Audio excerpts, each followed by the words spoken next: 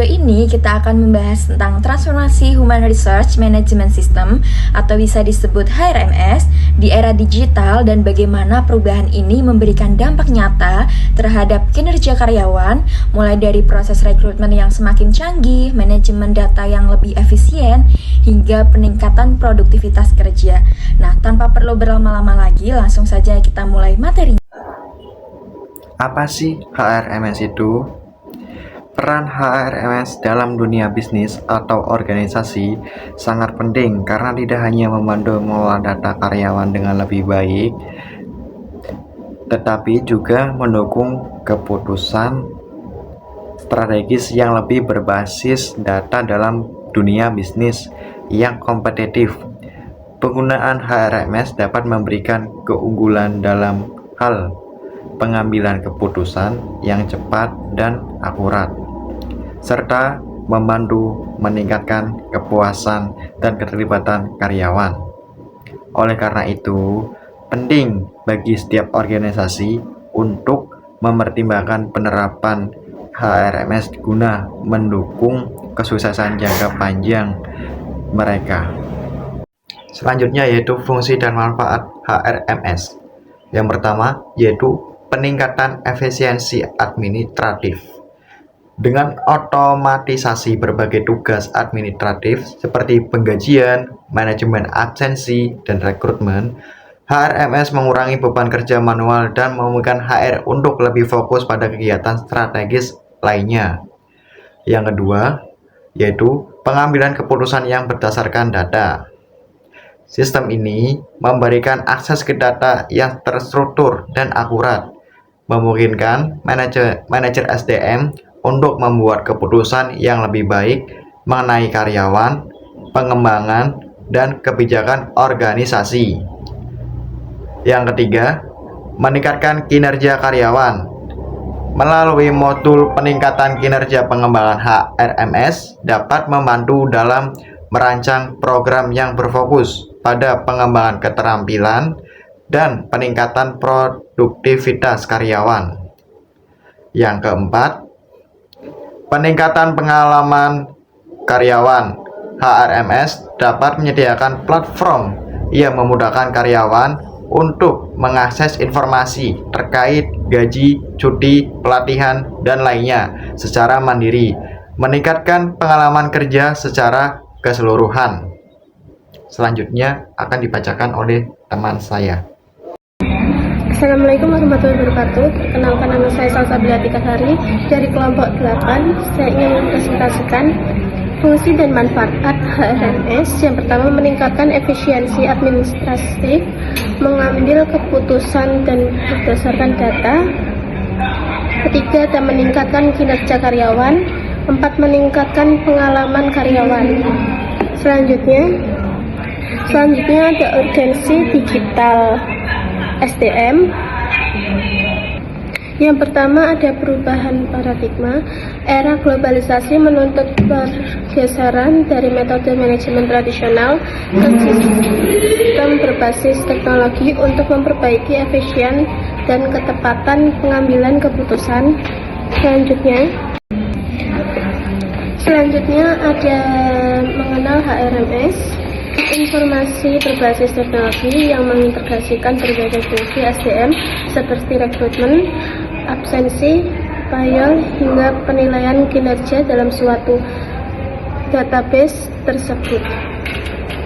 Tujuan utama meningkatkan kualitas dan proses bisnis. Kedua, mengurangi ketergantungan pada proses manual yang rentan kesalahan human error. Yang ketiga, mendukung perencanaan dan pengembangan organisasi secara strategis. Sekian, terima kasih. Selanjutnya yaitu komponen dan juga kematangan sistem. Nah, jadi komponen utamanya yaitu yang pertama, brainware atau pengguna yang mengoperasikan sistem. Yang kedua, yaitu hardware dan juga software. Ini merupakan perangkat fisik dan aplikasi pengolah data.